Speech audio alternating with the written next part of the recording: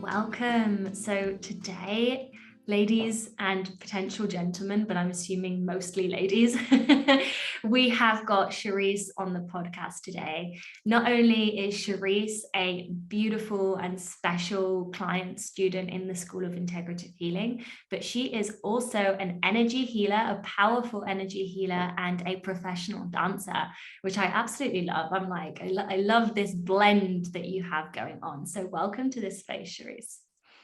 Thank you for having me. And we're going to dive pretty much straight in. This is what I say at the start of every podcast. Every podcast is probably like me saying, like, we're going to dive straight in, but I'm not really about superficial conversations. I'm like, let's talk about the good stuff.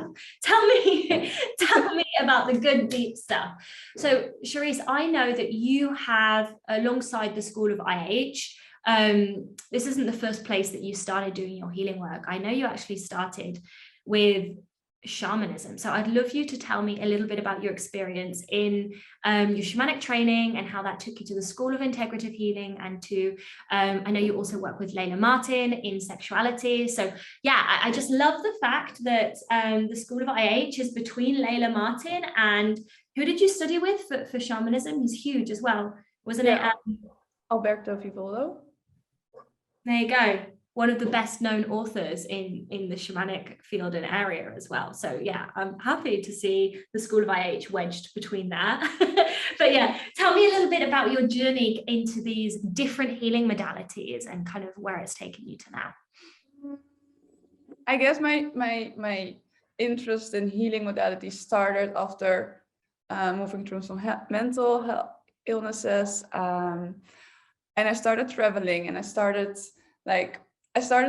went to Nepal and I saw like it's super busy there, but everyone is like moving next to each other, like in a flow without touching each other's auras and just moving through each other.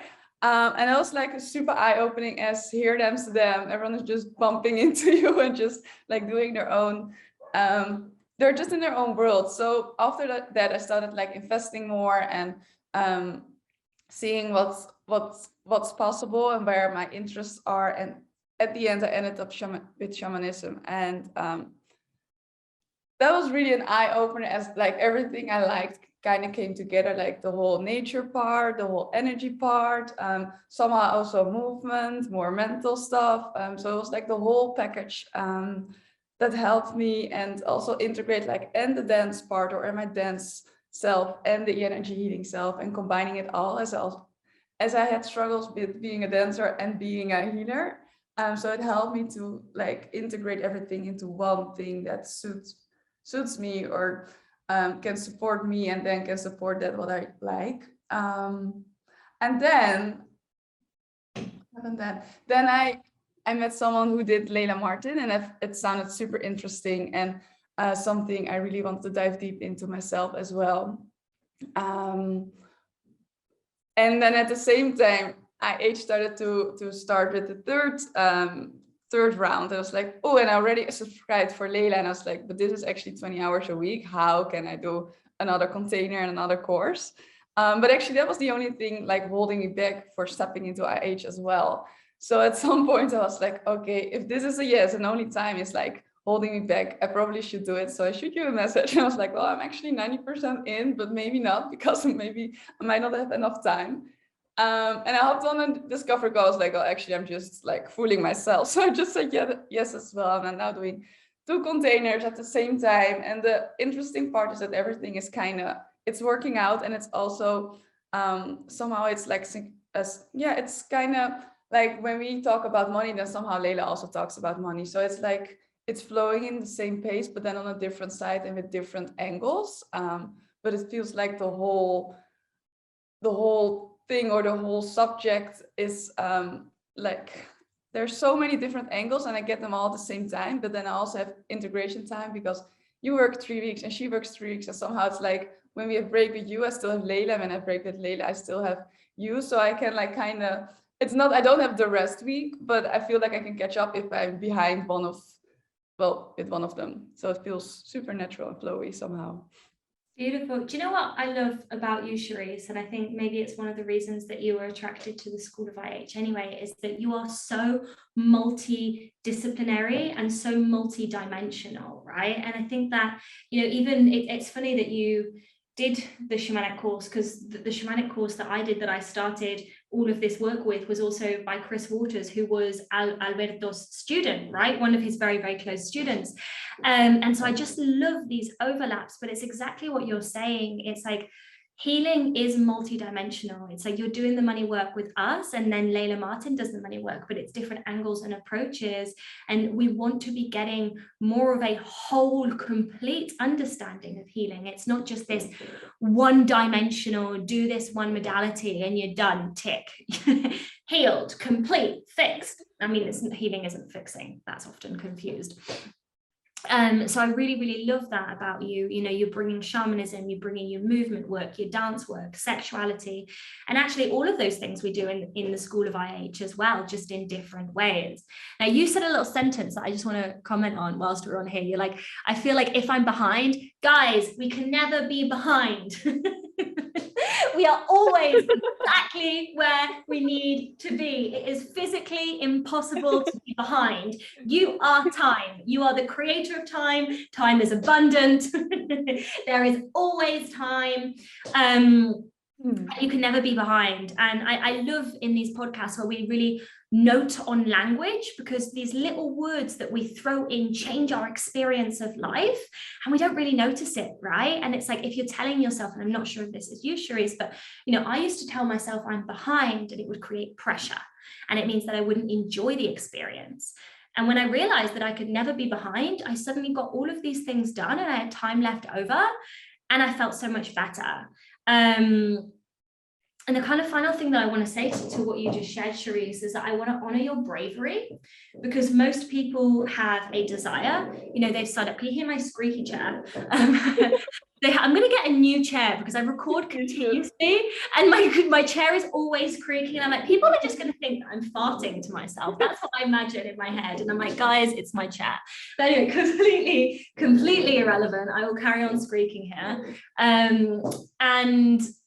I really admire your courage and your bravery, because most people would have, like, they've signed up to Layla Martin, right? They've signed up to Layla Martin, and they're like, they're in that paradigm of, I'm already doing one thing and I can't do another, or they're in their fear of, because you acknowledge that it was a fear. If I sign up to the School of IH and Layla Martin, I can't do it. And that's how our mind limits us, right? Your intuition is telling you, I want to do both.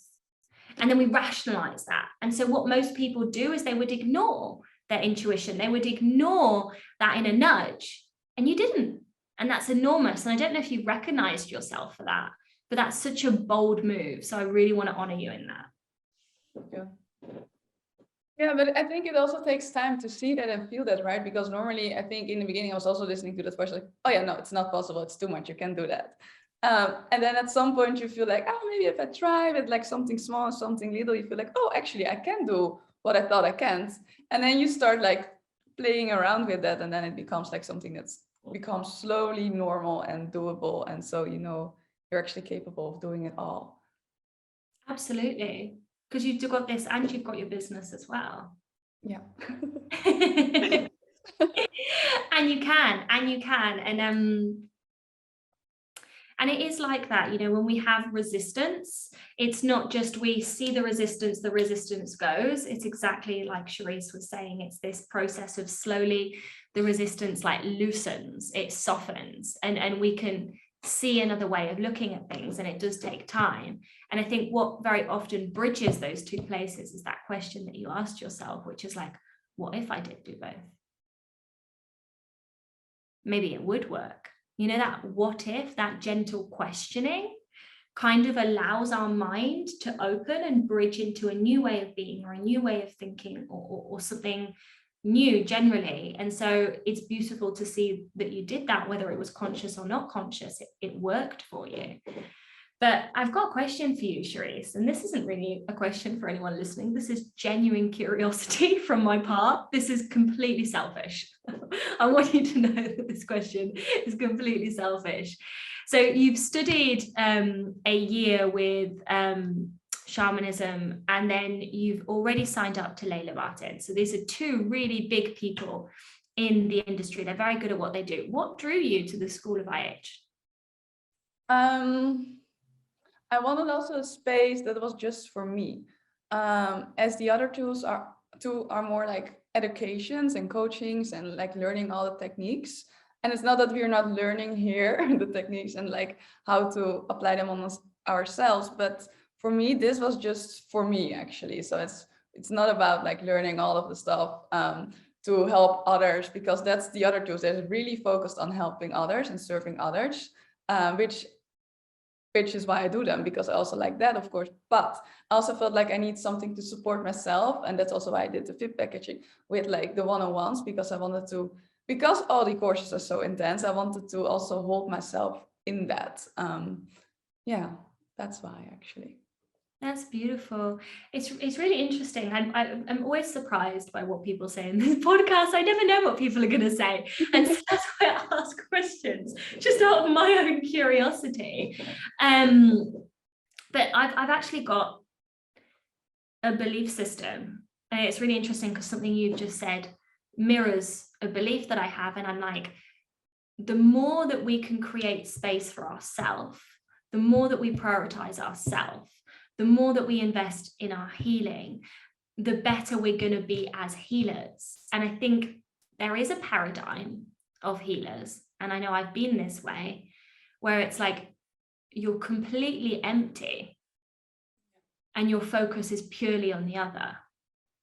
And it means that the good that you can do in the world is limited, and you're in that paradigm of sacrifice. And I think this is something super deep, especially in women, right? Especially in women, to be a mother, to be a healer, to be an educator, to do good in this world. You have to sacrifice yourself. Don't give to yourself. You know, just invest in things that are going to help your business. Just invest in things that are going to teach you modalities to help someone else, right? Oh, it'd be ridiculous to invest in you. And so it's so beautiful seeing that you chose to do Layla Martin and the School of IH simultaneously, because that's ultimately balanced. Yeah, and it feels balanced. Although it's a lot, it feels like it actually allowed me to flow, because now I still create like a flow list instead of a to-do list. But before that, I think I really planned it out. Okay, I have like 2 hours to do this, and and now I'm just writing it down, and then I see like, oh, actually, I did already 3 things without like thinking about it. So like being so busy actually doesn't feel busy, because it's like there's like a lot of flow and a lot of I can do it in my own timing. Yeah, which is a super supportive way and so different than how I used to work, and yeah, plans and everything. Just to get that right, you feel like you're getting more done. Yeah. And it feels easier, and you're less stressed. Yeah, definitely. So many women listening to this right now being like, how? I'm glad this is recorded so you can see my facial expression. Like, I want you to see the drama. Like, if I listened to this, you know, even a few years ago, I'd have been like, that sounds impossible. How are you getting all of these things done? How are you being so efficient? And it feels good and it feels fun. That's the rewards. That's the results that people get in the School of IH, because you're not the only one that said that to me. Oh, I'm just getting all of these things done and it's easy and I don't feel stressed. And it's like, I'm really productive. It's even shifting that word from I'm really productive and effective from I'm busy. I'm busy feels, I'm productive and I'm effective feels kind of spacious and light, you know? Yeah. And it's somehow it's such a small change, although it feels like a lot. I mean, when you're in the busy aspect, it feels like I can never just flow and it's impossible, but actually it's just a small shift in the end. Like looking back at it, it's just a mindset thing, like allowing yourself to flow, but it's a huge step to take somehow. Right? It sounds so simple and it's so transformational, because the less that you're busy, we know, because you've studied in the School of IH and nervous system, you might have known it before, but busyness creates dis-ease in the body. Flow creates health. So it's like, not only that it's such a small shift, but the consequence, not only in your happiness and your well-being and your Spanish is coming to me, like enjoyment of life, right? Your health's going to improve. Yeah. Your body's going to work better. So it's and I don't know if you agree with this, so you'll have to tell me. I feel like integrative healing, the School of IH, is really small tweaks that have a huge ripple effect. Like sometimes it's like those tiny little things, like going from busy to productive, or waking up in your morning and instead of going straight into rush, practicing being grateful, practicing changing your thinking super slightly, right? But the impact is enormous. Have you had that feeling? Because I always think the wins come in the smallest moments. Yeah, it's about simplicity instead of like making it super hard and mathematics and I don't know, and taking all the stuff. It's like super simple. And that's actually something I also learned that during all of my courses and stuff and all that I learned.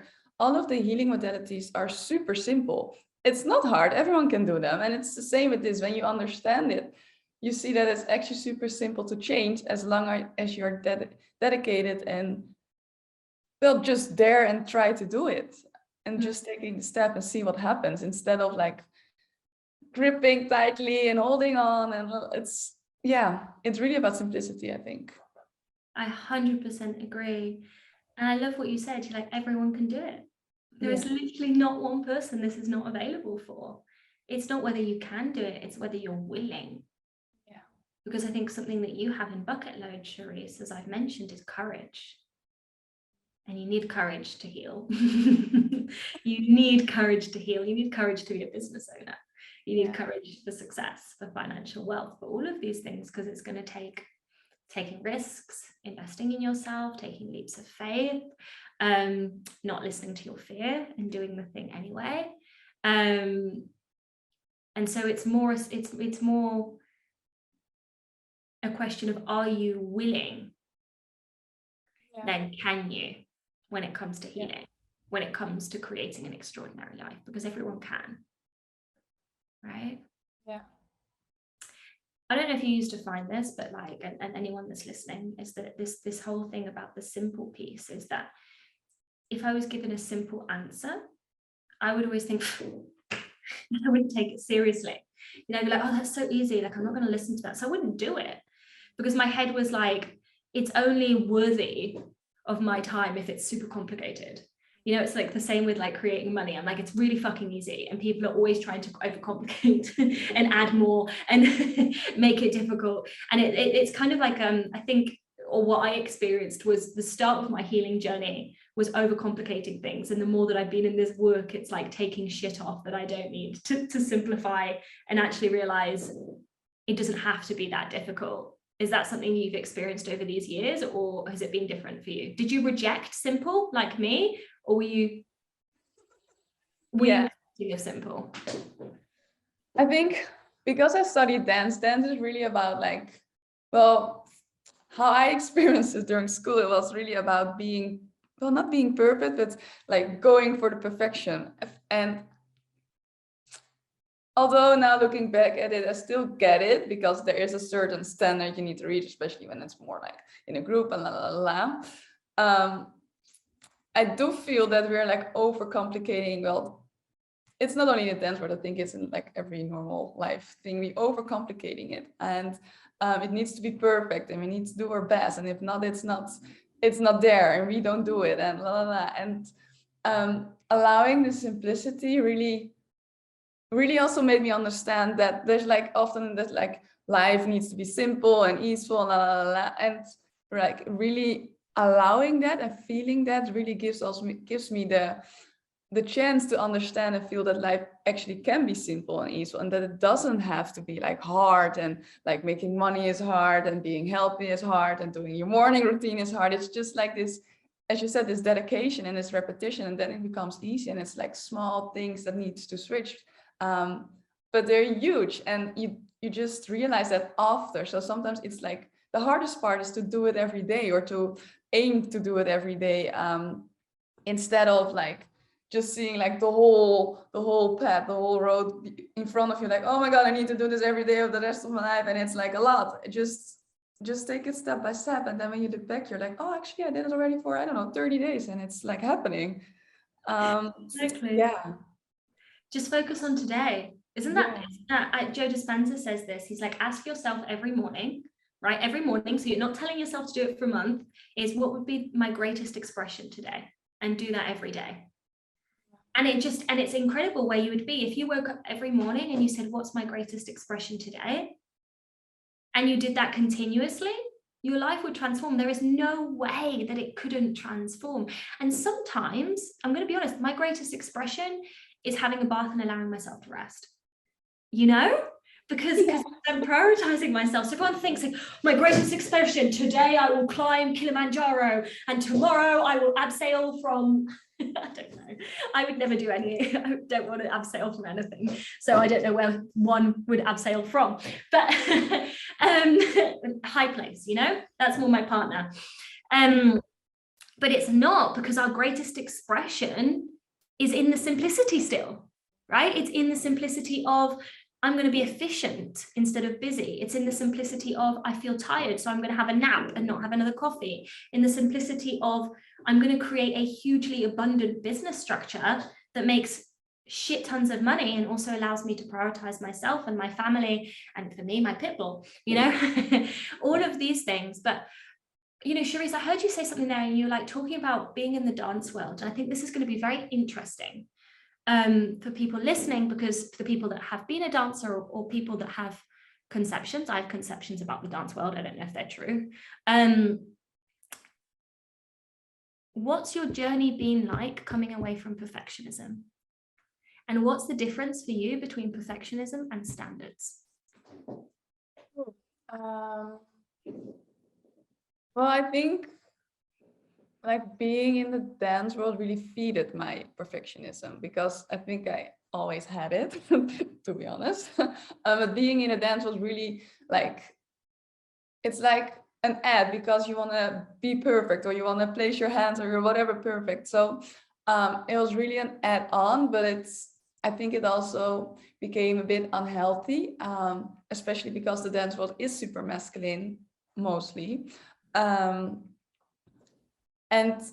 But I think it's because it's already programmed during school, right? So during school, you're like, you have to do your best, you have to it needs to be this, it needs to be that, you can't like allow yourself to flow. And then when you start, like, I think in the beginning years, it was really about, okay, I need to be perfect when I do an audition, I need to like hit everything on the right second, and then like being in the world and being like seeing everyone and starting to create my own work, I also felt like actually it's not needed. I don't need to rehearse every day from 10 to 5 to create like an amazing dance piece. If I just want to create, and this I do really with my sister, if you want to create, if 2 hours is enough, it's enough. You don't stay the whole day in the studio, it's not, if it's not needed. And that is really something I learned outside of the dance world, and then started applying it for myself, but also made me realize that I don't want to do like all the dance jobs and all the auditions. I just allow myself, somehow they are coming to me now. So I don't need to do the auditions. I do just what I love. And if I don't like it, I don't do it. And that's really something I also learned during IH, but also like during all the healing stuff and all the modalities. That's when you're clear about what you want and what you don't want, somehow it's coming to you and you're attracting it. And that helped me also to step away from my perfectionism and just allow the flow again and the simplicity. Beautiful. Yeah, because it's really interesting, because what changed was your frequency, was your vibration, was your state of being. So you no longer have to go and struggle and go do all the auditions. It's like they're coming to you. Yeah, and it also, because like it was almost like this fight you have with yourself, because sometimes I was doing an audition and I didn't even like it, but then you still want to have it, right? And you're like, even you're still disappointed when you don't get it, and then you're like, but actually I didn't like the audition, I didn't like the material, I didn't like the way they were thinking, and still there's like this fight and this sadness when you don't get it. And then it's like looking back at it, I was so out of tune with myself and with my desires. the only thing I wanted to do was dance, and then I didn't care what it was. But then in the end, I was unhappy in the project because I didn't listen to what I felt. Yeah, I don't know where I was going and where I went, but that. Yeah, but it's really beautiful. It's really beautiful what you just shared. And it's like, we've grown up in a world of lack, whether that's financial lack, whether that's time lack, whether that's dance opportunities lack, whether that's I'm not good enough lack. It's all lack. And so when you're in lack, your primary focus is in getting the job, whatever the job is, and not listening to yourself. Your primary focus is in being chosen, right? Because you're putting your worth outside yourself, right? Instead of knowing your worth. And so that's the kind of place where you override your intuition. Oh my God, I'm having downloads myself. I love these chats. And when you're in abundance, right? And when you're in tune with yourself, when you're in abundance, actually, is very helpful. And abundance doesn't mean that you have $1 million in the bank account. Abundance is a frequency, and you can hold that however much money you have or however many opportunities you have. But when you're in that place, right, and you're not needing, you're not gripping, you're not in desperation, you're not needing to be chosen, that's only the place that you can start listening to your intuition, because it's everything else is silenced enough to hear yourself. And it's like, oh, I can choose. And so this applies to every area. It's like, I can choose the coaching clients I want. I can choose what else would be things that you can use? I can choose the opportunities I want. I can choose the job. For the people that are in a job that they don't like because they think they need to do it for money, that's being in a lack mentality. You don't have to. There are other options and other opportunities. The thing is that you're not open to them. Oh, do you know where it shows up as well? Men and women, depending on who you date, or in dating, right? Yeah. Oh, I'll settle with him because no one else will love me. Or I'll settle in this relationship that I've been with for ages because I probably won't find anyone else that's, I think the interesting part is that somehow we always see it on the other person, right? So we see when someone stays too long in a relationship, we see when they are doing a job that isn't healthy for them. But then when we apply it to ourselves, somehow it's okay, and then it's normal. We can like I don't know, give it, like, we can just talk ourselves into it, and that's such a shame. And so yeah, it's such a shame. And so yeah, I don't know. It's interesting to see. Absolutely. What would be your advice, Sherise, for someone that is in lack right now, that they're doing something, whatever the thing is, whatever the category is, right, that they don't want to do, they're settling, even though deep down their intuition is like, this is not for me? What would your advice be? Really trusting yourself. I think it also has a lot to do with trust. And when we don't trust ourselves, we don't trust our intuitions, and so in other decisions. And I think when we start building the trust, we can try it with small things, right? We can try it. I don't know, do I want this cheese or that cheese? It can be super small, but just trusting it, and then you will enjoy it more. And when you start trusting that, then you can like also do it or apply it on bigger decisions. And I think trust is also a thing we kind of forgot, or we don't dare to trust anymore, and not ourselves, and then with that also not the people around us and not the world, and and so it ripples on. But I think when we start trusting ourselves, it's also super freeing and liberating, because we can cheerleader ourselves, or we can cheer ourselves on, and then life becomes simple and easy to make it all around. So beautiful what you just shared. And it's exactly like you said, it's like simple, like we've been saying. It's practicing to trust yourself, and it can start with what type of cheese you want and what type of clothes you want to wear.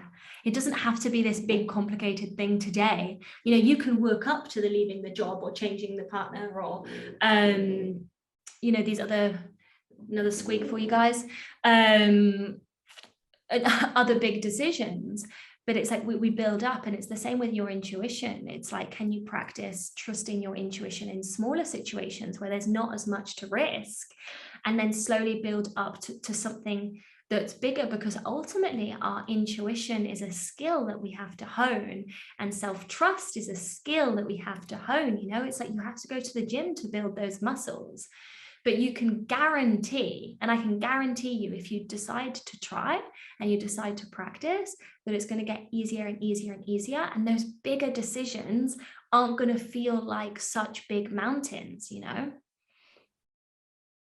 Yeah. I think it also has to do with not feeling, actually, not feeling what's happening in your body. Like when I was still dancing a lot and did a lot of projects that I didn't enjoy, I always had like neck problems and shoulder problems. And I also said, oh yeah, I danced too hard and I did something wrong during rehearsal, blah, blah, blah.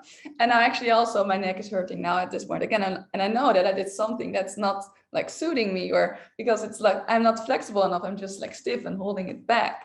But like, it's allowing ourselves to listen and then like connect it to the dots, why we have it. And I also, yeah, but I'm dancing, so it doesn't apply for me because I dance the whole day. So if my muscle hurts, it's normal because I'm dancing and I'm physical. But actually, it's still like connected to all the spiritual parts, or the something is wrong or something is not working out for me. And I think when we start trusting and feeling into our bodies again, we see the signs, and then it's becoming easier again to choose which cheese you want or which job, or like changing things. And I think when we start doing that, we can't, well, as you say, we can't get it wrong. There's no way that something goes wrong because it's what we desired and at that moment. So it will help us or guide us in another way, or in a better way.